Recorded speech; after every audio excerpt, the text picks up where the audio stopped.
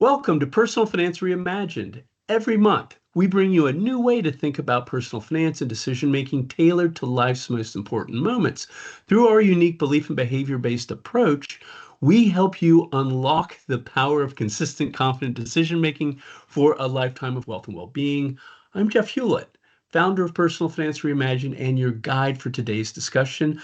My passion lies in helping individuals and organizations make smarter, more empowering financial decisions. It's an honor to share strategies and insights that can make a real difference in your life.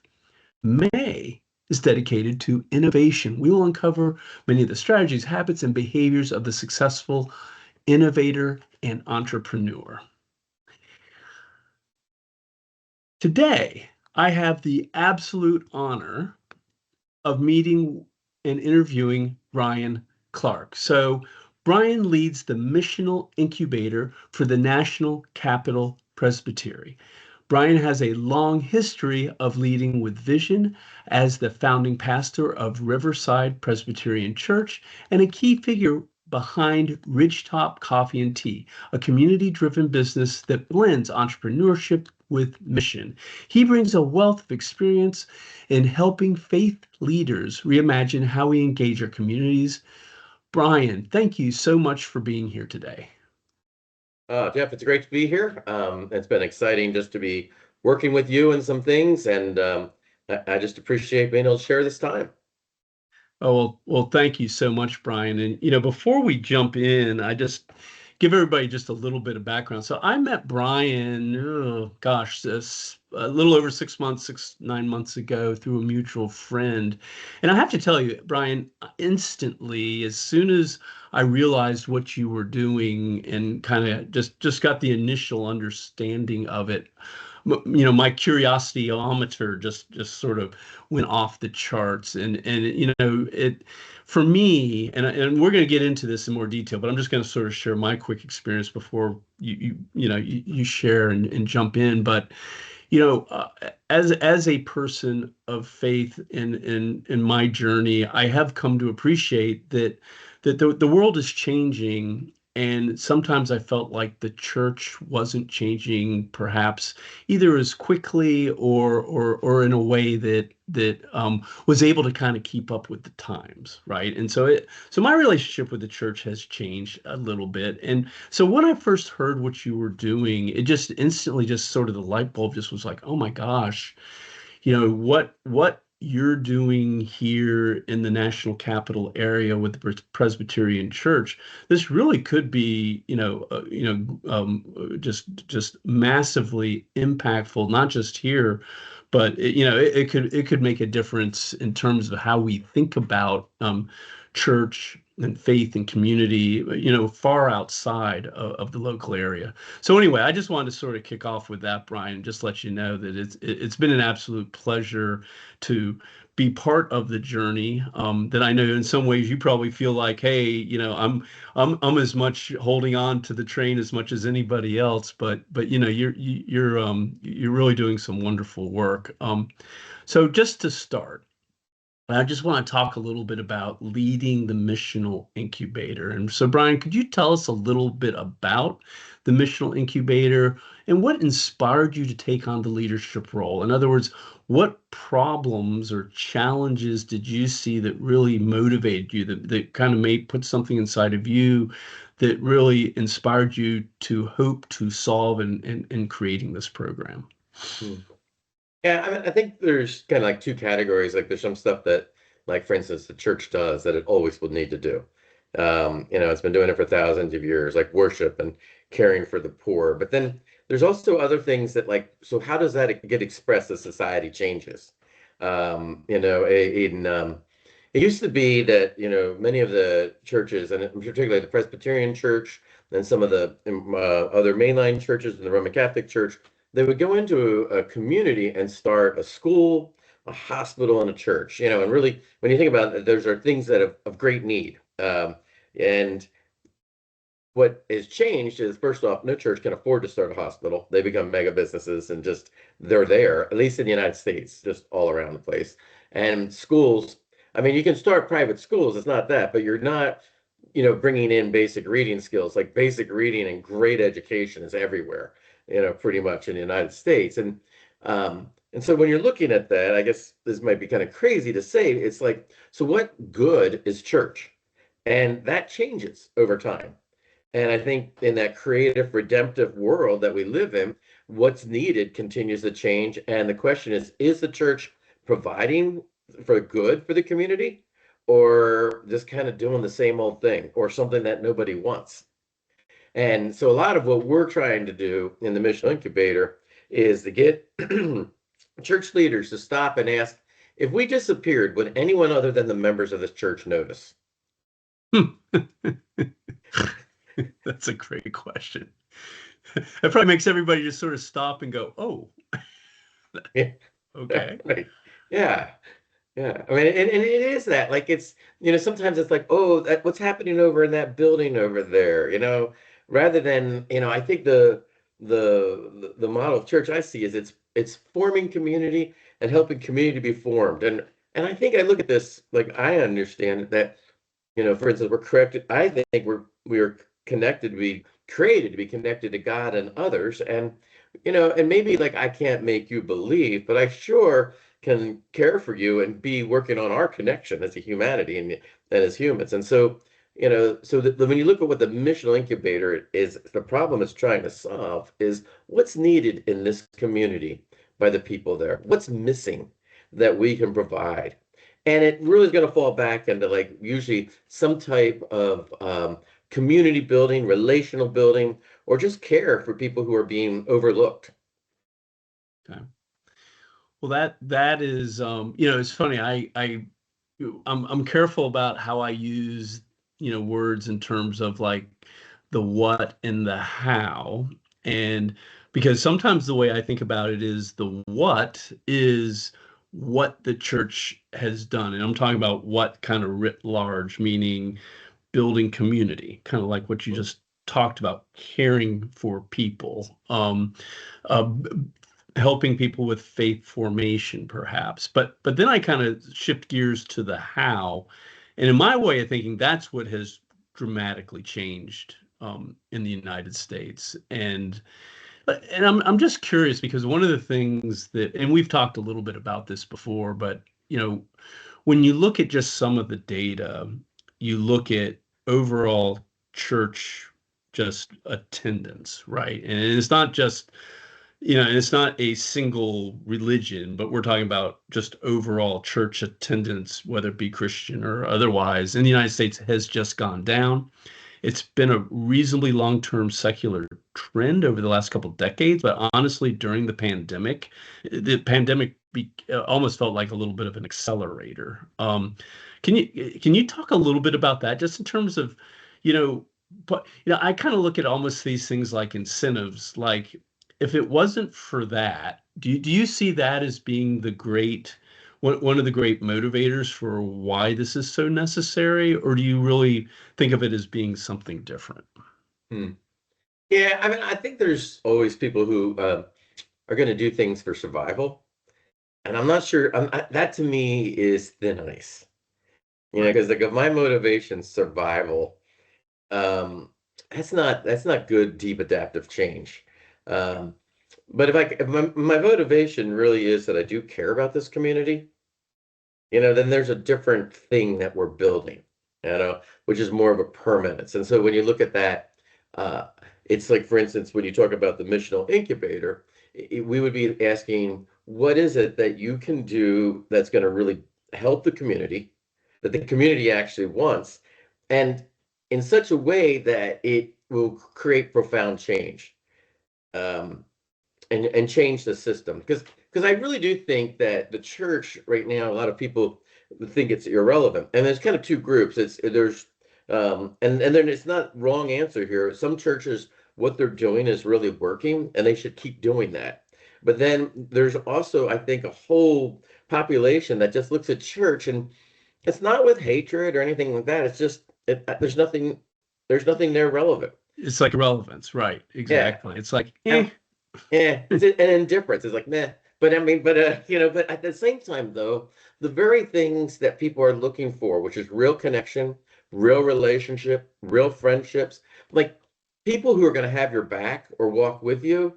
Like we're looking for those things, and those are the things the church should be offering. And it's almost like the church has that to offer, but nobody knows it's there. Right. Um, Right. I mean, you take like, okay, business cuts across the, well, it's a huge difference to watch. I mean, I watched one church leader stand up just after a lot of cuts have been made in the federal government and just announced, listen, I lost my job from a senior position 5 years ago, knocked me to the ground. If you've lost your job or afraid of losing your job, let's have pizza and root beer together and let's Right. talk this through. So, and that's the thing, like that thing is like Right. everybody needs that pizza and root beer. And, Right. you're not in it. Like, I mean, if nothing else, eating pizza and root beer will make you Right. feel better about being fired. I don't know, but it's just like the very Right. things the church has to offer, it's not offering in a way that people understand it's there. Right.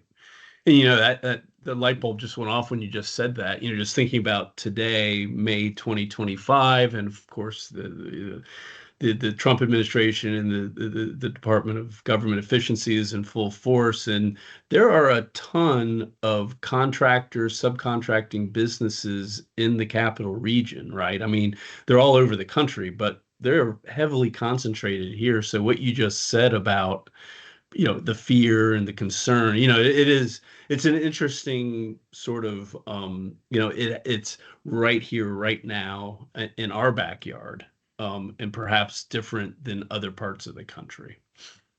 Right. And so part of that is, if I can say, Jeff, you and I can have a conversation. Have I gotten to the point where you know that you can do that? Right. And that's a lot of what the Missional Incubator is about, is creating those safe spaces that people can find the relevance of what they're really looking for, which is relationship. And and I see then too that the add on, it's not like a bait and switch or anything like that. The add on is maybe people will find that relevance of a relationship with God, which puts everything in context, like from where I come from. Right. It's at the end of the day, this is more important. Um, I was interested. I was with a business coach from California, and he works with some major players, some major business people. And what he said, he's changing his coaching to be talking more about family. And I said, Hmm. why? He said, because somewhere around 60 years old, these incredibly successful people have Huh. realized that they didn't achieve what they really most want, which is family, relationship. And then they're looking in the mirror going, I retire to what? I don't have anyone want to spend time with me, you Right. know? And so, and so part of me, like I look at this, that we are as the, missional incubators, we can intercept some of those things and say, having coffee with somebody or working with somebody or helping someone learn to read, all of these things are going to add meaning to your life far greater than you can imagine. So I want to ask maybe like a little more specific question, because just to pivot just a little bit, because you talked at the beginning about the tradition of the church, schooling, education, medical care, doctoring, and those things have sort of been, picked off in a way by, by the public school system, or by, for-profit or not-for-profit that sort of operate like for-profit hospitals. Um, but so can you give us some examples? Like, and I'm thinking about you, and I know we're probably about the same age, about the same vintage. So you've been in this business for decades. So can you talk a little bit about, just from just your time, how you've seen people engaging with the church differently today versus perhaps, a couple decades ago, or when you first started? Mhm. Well, I think there's no one asking the question, well, gee, where are we going on Sunday morning? So I think like the Sunday morning cannot be what's central to a church.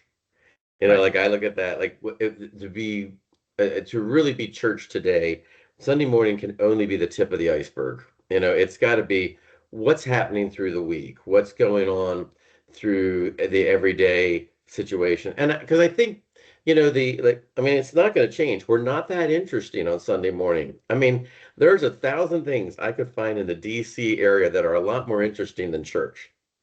So what's my motivation for going there? It's not like I've got to find somewhere to go. It's there's got to be another reason, which really was the relationship.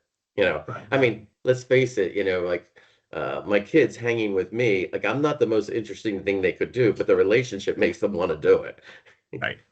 Right. And we've moved away from relationship to like attendance to performance, like, and so I think really, I look at it that COVID and everything where we're at right now actually is a gift because we Right. get we get to get back to what we really should be about, which is those lasting relationships. It's about caring for people, all people, and it's about, making a difference in the world in such a way that like I just go right back to this, that if this church wasn't there, the entire community would be sad. Right. Well, that is so interesting. And I love, one of the things that I thought about when you first said that is 20 plus years ago, the Christian church owns Sunday morning. It's like kind of like Coke owns the Coca-Cola brand. It was like Sunday morning was theirs. Hmm. And what I heard you just say, that's not the way it is anymore. They've lost ownership of Sunday morning. Yeah.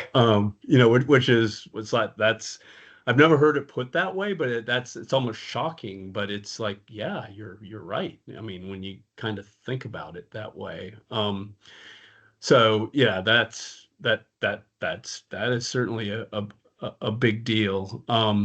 So I wanted to just pivot a little bit now and talk and kind of dig into a little bit about you know, when I look at you, Brian, you're a little unusual, and in a good way, by the way, a little unusual in There you go. that you're an entrepreneur, and like I see in you, I'm an entrepreneurial person, and I know my kind, and just from the when we first met and now we've gotten to know each other, you're my kind. I know you are, even though you're a person of faith, you're a minister, but that part of you I really connect with. And it's like my little radar goes off, my little entrepreneur radar. Yeah, that's my people kind of thing. And so I find that to be really interesting and somewhat unusual, right? In other words, I don't associate organized religion, big church like the Presbyterian Church, Presbyterian ministers like you. I don't naturally associate them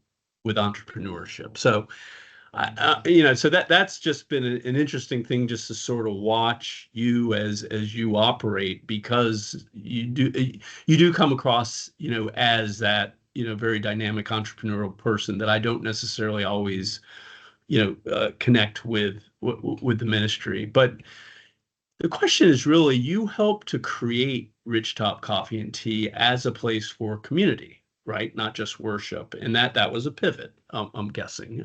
So I was just curious, what did that experience teach you about how churches can serve broader community needs without abandoning their spiritual mission? In other words, was Ridgetop Coffee and Tea like a proof point, like an incubator in itself to see what works, what doesn't work, and how has it really helped you to sort of take that experience and to grow it, to help you with the incubator? Right. I mean, I think one of the things, when you look back sometimes in your life and you go, oh, I didn't realize I did this. So like, and so when you really look at an entrepreneurial kind of approach to ministry, you really are trying to hit two key questions. One is be a force for good and do it in a way that you're not having to beg for money from others to do it. Because like you can't be asking from the very people you want to serve, because that feels icky. But it could be, but it is, if there's something of value there, something could happen. So let me just back up and look at that.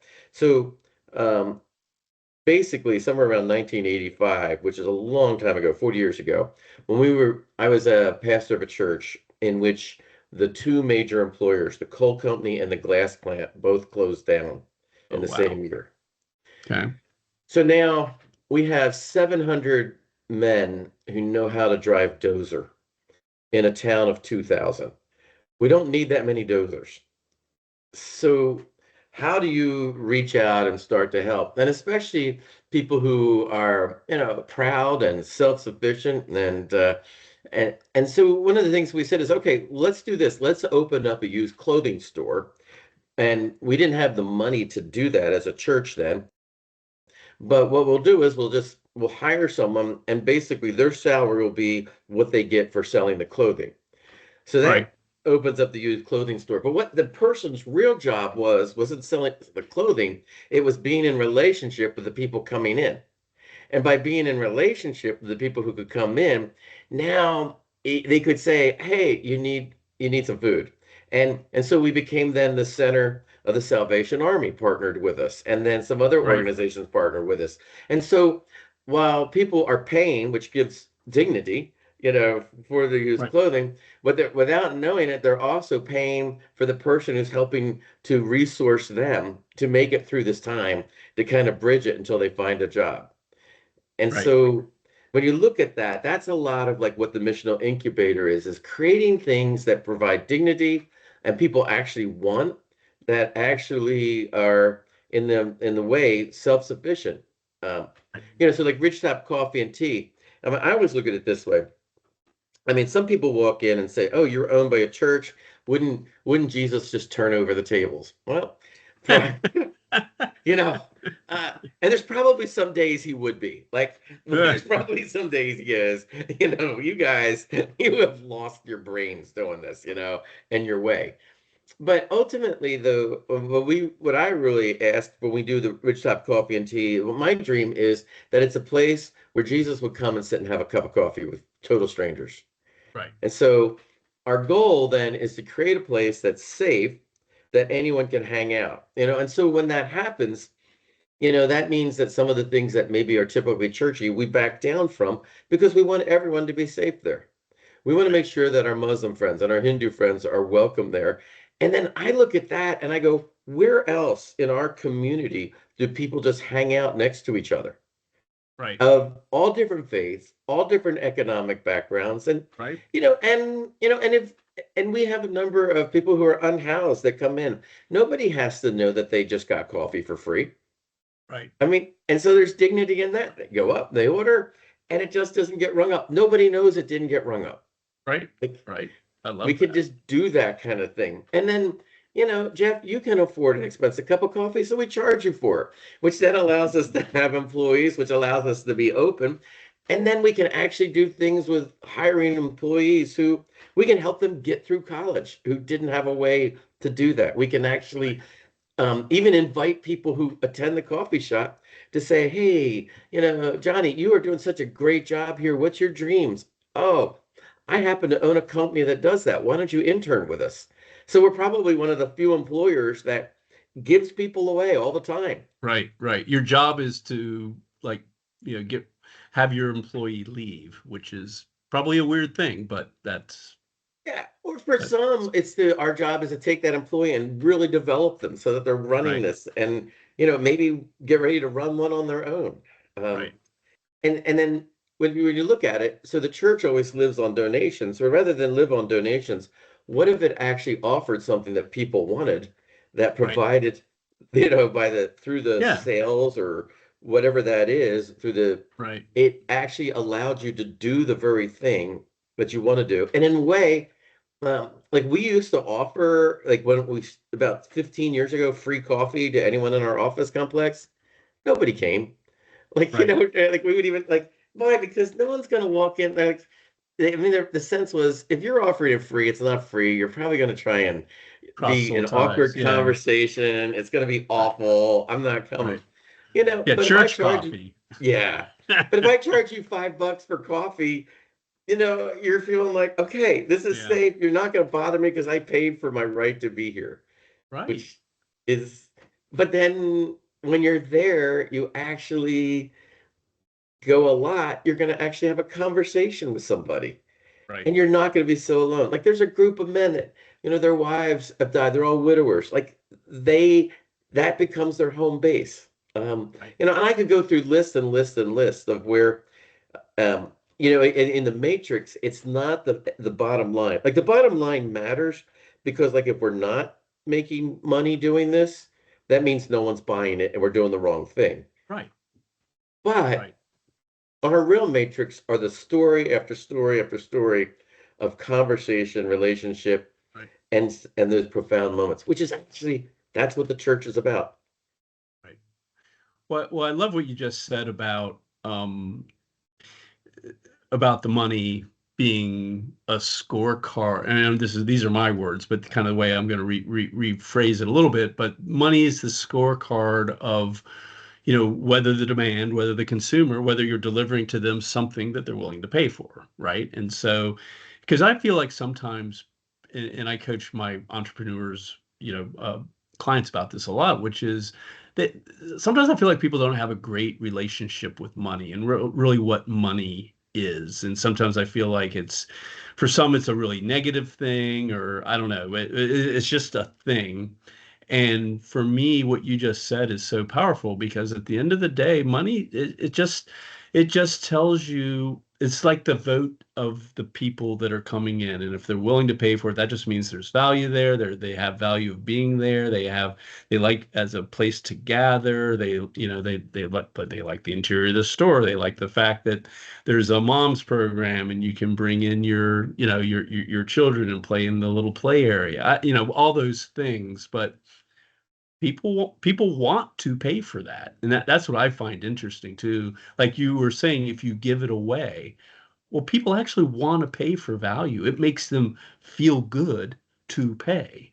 So it's like giving people an outlet for almost feeling good about something. In other words, I'm taking my hard-earned money and I'm giving it to you because I want to reward this behavior because I like it and it's working for me. So anyway, one other question I actually kind of going back to what you started with about your example of the town where the town, lost the big employers. There were 700 people, men that were dozers, right? And they don't need that many of them. I I have a curiosity question about that, which is the whole notion of place-based, right? In other words, if somebody's really good at something, right? Like a dozer driver I'm not even sure exactly what that is, but what that is, A dozer, just um, driving a big old just cat. Big, a yeah, big piece of heavy machinery. right. Would the church ever go, hey, you know what? There is a job 100 miles from here where they need really good dozer drivers. As much as it pains me, I'm going to encourage you to leave my community because it's a great opportunity. I know the pastor over there. I don't know what it is, but I'm just curious about that. The the church has always made me think of it being a very place-based organization that to some degree is competing with other place-based organizations. How does the church think about that? Would they ever encourage people to leave? Well, I think all the time, like we need to. Um, I think one of the things that's amazing, like for instance, to think about this is I look at where we're placing people. Maybe it's a little bit that the people very much in Riverside, many of them are here for just 3 years on Right, on it, and so it's not like our job's not to keep people. right, Our job is to really empower them and just, I mean, ultimately, if they could come into a relationship with God that's lifelong, that's going to carry them through the tough times and the good times, and be people who then go, you know what? I am going to be engaged in this world in such a way that I'm leaving it better. Like that, like to do that anywhere. That's just kind of really, I think, what the role of the church is. okay, Because you don't really know, like that's the thing, you just don't know what someone's story is. So, back to like that example, all the time the person who was making money from the people who had need, who were buying the clothing, which allowed this person to be there, but then he could keep his eyes and ears open for jobs and things like that right, and say, listen, there's a 4-month job and it's in the next state, but we're gonna if the five of you go to do this, you can get, an apartment or something, and you could make this work. Like right. that's part of it. Or, yeah, if you need to move, like here's some opportunities. Right. Okay. Well, good. I I appreciate that because I wonder about that sometimes with just nonprofits as well in general, and so that's good to know. So I wanted to shift gears a little bit and talk about entrepreneurial leadership, right? And that's something that I'm personally very engaged with and think a lot about, and I know you do too. So you've coached many ministers and faith leaders over the years. What do you believe are some of the essential traits of a minister today who wants to launch a new mission-oriented venture? And what I'm kind of getting at, Brian, is what are the things that they're typically good at already? What are the things that they need to be coached on to transition to do better at to be successful? No, that's a great question. So like pastors in general are kind of a interesting group because a lot of them are people pleasers. Like we're people pleasers. Like we really like we love people. That's kind of how you hopefully you get in the field, you know. And I mean, I don't think you get into this field for the money. I was a chemistry major in college, and it took, about 40 years in ministry to get offered the job I got offered out of college. But Right, but I think one of the challenges is that then as a people pleaser, can you get out of your own way in which you're trying to please a system that's stuck? And so that's a tough one right there, because ultimately you might be moving a group of people to do something very different than they're used to doing. right, And that also means that people might not like you. And you got to be right, okay with that. right, And it also means that you need to communicate really well. Like it's not your idea. Because if it is your idea and no one's following, then that's not leadership. Like, right, have you been able to share this idea in a way that you've inspired at least a critical mass of others to go with you right. in this? And Well, let then, yeah, okay. I mean, yeah, yeah, I think the other one that's really kind of strange out there is risk and faith. You would think that like us pastor types are really good about faith, but we kind of like things the way they are, which is often also why we also get into ministry. We like the traditions. We like the and so now what we have to ask ourselves and everyone else is to take a risk. And so how do you teach risk taking in a way that isn't safe? Well, we would have a joke in the board that in our church board is like, well, we're going to try this, and if we fail, it'll be blaze of glory. I mean, at least it'll be, and you can't share that with every board. It takes a lot of trust to build it to that point where like this is so compelling, we have to try this. right. Because Like, how can many times you do entrepreneurs fail? all the time? Right. And so Yeah, church is not built on failure, it's built on right, success. right. So So now, does that become a cultural challenge? In other words, the very cultural DNA of, say, call it the big church, is great risk adversity, I guess, for lack of a better word. But what you're promoting is risk taking. Like, have you had to spend time with church leadership, like your bosses or the central office, whatever, of the Presbyterian, to even kind of almost coach them and teach them about what this is all about and what they're just going to have to figure out how to get comfortable with? well, I think that's really one of the great challenges. Now I work from a place of I've got some advantages because ultimately, when you look at like Jesus, he says, "Take up your cross and follow me," which is the ultimate risk, which is like lose your life, like, and it's funny, what people don't realize is like there's a story in the Bible where Jesus sends out 72 people to go town to town. And what he does is says, when they don't welcome you. So he teaches failure. And it's basically shake off the dust and keep moving on. Right, So really, I have the advantage of just reminding people what we should be about. right, And so that's kind of, and then the trick is once you have established churches, how do you teach them to get back to their core of mm, that risk is what we're about. Like it is, we're not here to always win. We're here to do what's right. And that might be a great loss in some way, right, financially or even. even our lives. And not and in the business thing, what you're risking is some money. Right. You know, Yeah. and that's the thing you also have to help people to get uncrazy about, because it's like, well, it's the church's money. It's sort of like the church's refrigerator. Like Right. for the, if you've ever go to a church refrigerator, like Right. there is somebody had left something because they had bought it for the church and they couldn't take it home because it was the church's. And whatever it was is now like it's a new life form that has formed, because, people are afraid to throw it out or afraid to, it's just that whole thing of like, well, this is the church's money, so we can't take risk. That's the real challenge in our end, is that what's reasonable risk Right. and what's so compelling that if it doesn't, just even trying it is actually worth the investment. What's interesting is when I think of like the hedge fund model, right, which I'm very familiar with, like you fund 10 startups, maybe about half of them will fail, like straight away. And then maybe three of them will be okay successful, not paying many bills, but at least paying for their own bills.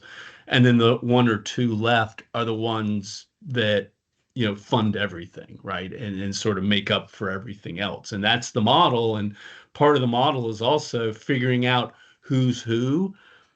So you can very quickly, the ones that aren't going to work, you very quickly figure out how to stop doing that, right? Stop shedding the money or whatever it is, get them to pivot or whatever, and then really focus on scaling the two that work and figuring out the ones in between. So that's a different model, I'm guessing. And I don't know that the Presbyterian, like in what you're doing, if that's the way your brain is, knowing that, hey, you're working with these, these different ministers and with these different startup opportunities, but like whether you go in with the realization, like some of these just will not work. And hey, Presbyterian Church, you just have to be okay with that. But that's exactly where we're at. Matter of fact, you've just basically shared like three or four parables of Jesus, where like this is going to work, this isn't going to work, and what doesn't work is going to be, it is what it is. We're going to shake the dust, move on quickly, and what does work is going to be moldable. And Right. that's, but you're not. The problem that we have is we don't know which one. We know Right. we need to start all 10, but we're Right. really not sure which one. So we need to start all 10. And then I think the really key factor that is important. So here's the other thing. Like you can't be so invested in it that you can't unfund it. Right. Right. Right. And we're not good at saying, hey Bob, Sorry. yeah, Yeah. you really gave a good shot to this. We're going to help you transfer and we're going to help you do something else. But this didn't work. Right. Right. And it's not necessarily you, because guess what, Bob?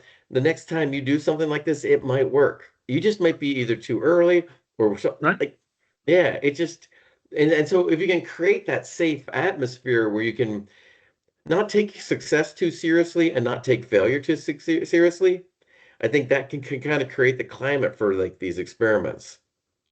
Well, let me ask you a little bit different question, like very specifically about a minister that's in your incubator program. Like, how good are they at being self-aware? Kind of like knowing what you know and knowing what you don't know. Like, how many of them really know that they are really risk averse? This is a challenge, and if I'm going to be successful, I need to literally rewire part of my personality that has been this way since I was 5. Mhm. But like, are they as a group, are they generally self-aware, or do you even have any examples where maybe you have certain like leaders that are very self-aware, maybe to a fault, whereas other ones you look at it as like they just you know that they don't see themselves very well. I don't know. Does that make sense? So in the whole process that we do is we put people together in a cohort of 5, Okay. which is, and when you're meeting once a week with 5 people for 4 hours, you either have to get out of there or you've developed a relationship and where like our conversations get real and honest.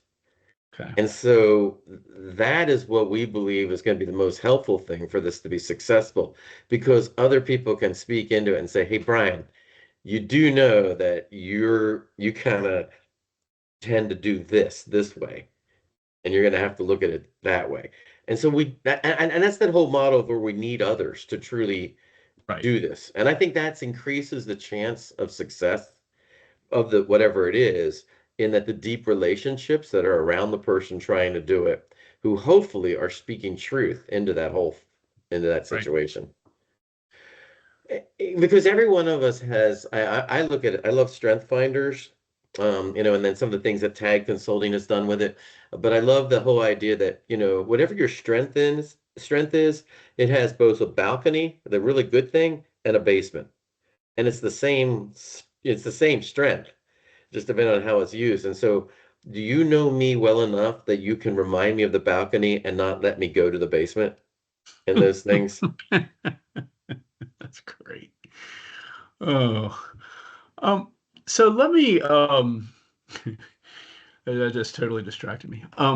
So let me ask a little bit different question. So it strikes me like, and I've been on this journey with you where you are with the cohorts in this group that you're marshaling through this process. But I get the feeling right now we're at a really critical point, which is Oh, there's been a lot of ideation about trying to nail down kind of the who we are and what the challenge is, who we want to be, but and really putting together what the idea is.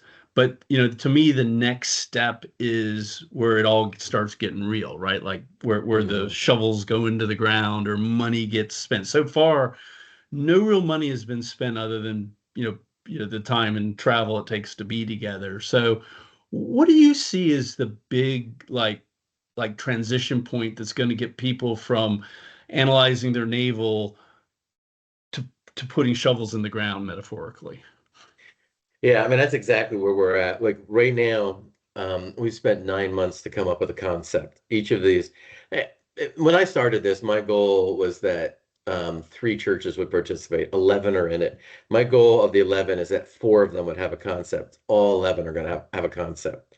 So now, can you take that concept and go to business plans? And that's really is the right words, the business plans. Like, can you do what you want to do zoning wise? Can you do what you want to do financially? Like, is there whether can you have a plan in which this thing will happen? And then just it's going to be really the hard part of like having the pieces come together. For Right. instance, if we do a rural grocery store in a place where there's no, grocery stores, the upside is incredible because you can eliminate a food pantry for Right. 220 people and create a place where you can shop with dignity. The millionaires who live in the same community can shop at the same store, you know, but the question is going to be, can we develop a business plan in such a way that some local investors would invest in it? Um, and if we can't, then we'll stop at concept. But those will be the hard, like is this even something people dream of? Because Right. ultimately what could happen in that concept is going to take a while to put it together. But if you have this country store in which you're selling great produce, and now we've got software, everyone's paying via their phone, and there's 200 families that are paying with the app through the phone, which is not a bank account, but is a credit. Nobody knows that. Now, Right. I can shop there getting really good produce, knowing that the profit that's being made here is helping someone else eat. Right. And the trick is going to be, so how can we do that? Well, now we'll find out. Like when this person goes to some people and says, "This is what I plan to do," and it might be 200 people, will 2 of them say, "I'll invest in that." Yeah. And that's kind of like that whole next. So in a way, you move from concept to now it's Right. going to be, I call it doors open or doors close. Right. Well, I like what you said about the business plan. And my experience with this, honestly, Brian, is sometimes people misunderstand what the purpose of the business plan is, and people think of it as, hey, we're going to plan the work the plan, which that is part of it. But to me, ultimately, the business plan is like a platform that you stand on, and with a really rigorous business plan, it actually makes you able to improvise, adapt, and overcome. Which, in other words, like that example you gave with the country, with the country store and the food grocery concept. Well, I bet you that's going to change like 37 times, right, Oh, before you find exactly what it is. So it's like the business plan is what enables you to adapt. Without that foundation, right? Things everything would be amorphous, and it'd be like you're recreating the wheel all the time. And so anyway, so that's always like almost like a misnomer. Like the business plan is this rigorous thing that gives you the structure to do something. And it's like, actually, it's the rigorous thing that gives you the ability to adapt when you will absolutely have to change. Whatever that idea was, the only thing I know is it will be different when you get done. yeah. I mean, I give you a great example of that. The business plan for Ridgetop Coffee and Tea, was that they came down and said, okay, we're going to try and sell X number of, like, let's say, sandwiches at lunch, and we're going to get Right. them built by a local deli, and we'll have them here, and it'll be great. Well, what happened is we were losing money on selling sandwiches, because if you don't sell a certain amount of Right. pre-made sandwiches, you're done. So it's like, okay, so we're missing our number there. So what we'll do then, let's start making it fresh. That thing now is like 35% of the business, because people come because it's a fresh sandwich. People Right. come because it's, guac Nice. toast being made right there. People come because you order a waffle and they make it right there. Like, so that whole thing that was about the business plan actually became one of the things that made it why people go here. Right. Right.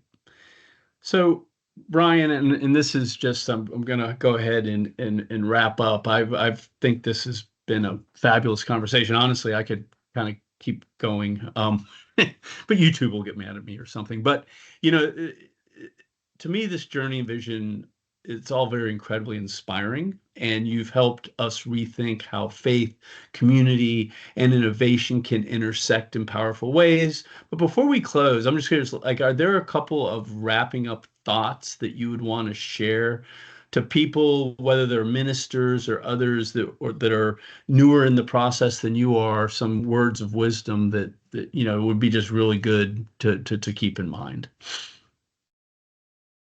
Yeah, I think a couple of key words are integrity, Okay. um, just being who you are, no bait and switch or anything like that. Like, I mean, it's just being integrity. And then I think the other thing is intentionality.